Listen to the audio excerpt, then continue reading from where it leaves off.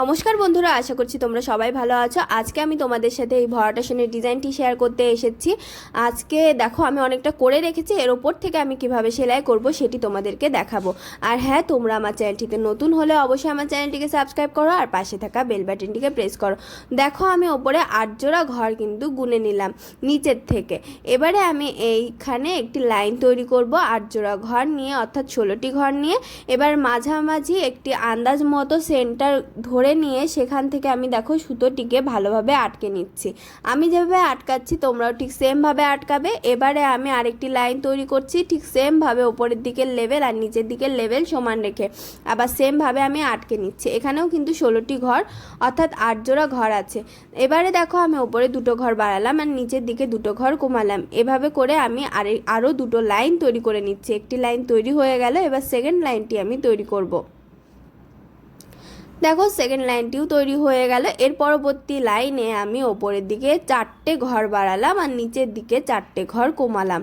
এবারে আমি দেখো আবার মাঝের দিকে একটি সেন্টার ধরে নিচ্ছি আন্দাজ মতো করে, তারপরে আবার লেভেল সমান রেখে আমি আরেকটি লাইন সেমভাবে তৈরি করে নেব।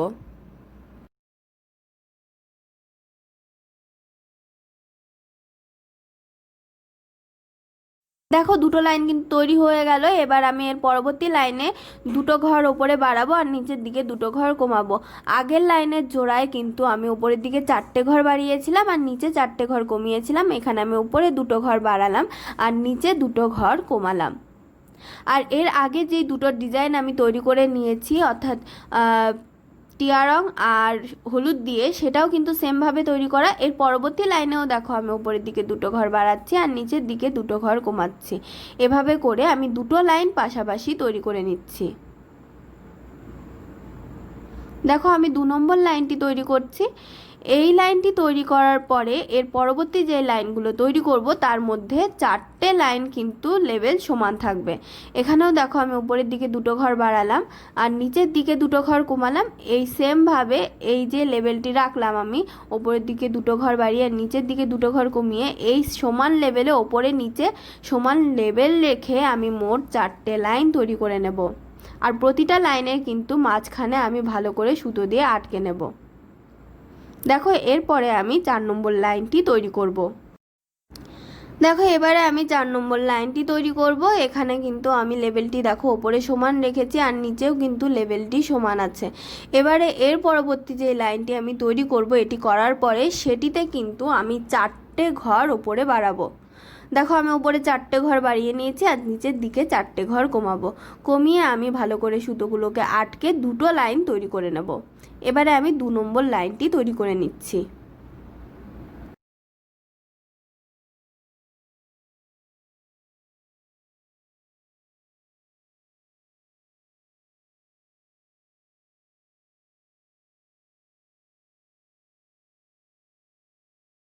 এই সাইডটি তৈরি করার পরে অপর সাইডে চলে এসেছি। এখানে কিন্তু আমি আগের বারের মতো করে ওপরের দিকে 2টো ঘর বাড়িয়েছি আর নিচের দিকে 2টো ঘর কমিয়ে 2টো লাইন তৈরি করে নিচ্ছি।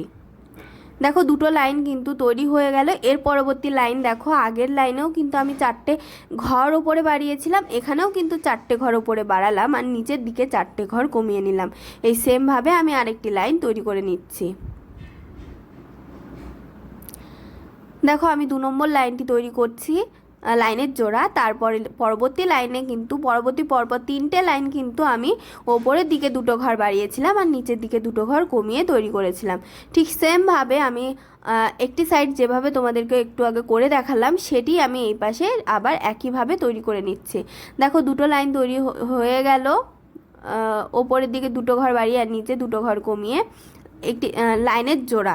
দেখো সেমভাবে আমি ওপরের দিকে 2টো ঘর বাড়িয়ে আবার নিচের দিকে 2টো ঘর কমিয়ে আরেকটি লাইনের জোড়া তৈরি করে নিলাম। এরপরে আমি সেমভাবে ওপরের দিকে 2টো ঘর বাড়াবো আর নিচের দিকে 2টো ঘর কমাবো।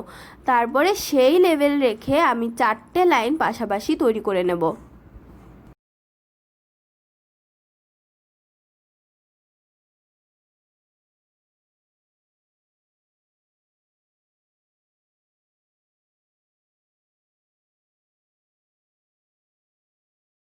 দেখো লাস্টের লাইন দুটোও কিন্তু আমি তৈরি করে নিয়েছি, 4টে ঘর বাড়িয়ে আর নিচের দিকে 4টে ঘর কমিয়ে। আর এখান থেকে আবার সেমভাবে তোমরা এদিকে যেভাবে সেলাই করেছি তোমরা এখান থেকে সেমভাবে আবার সেলাই করবে।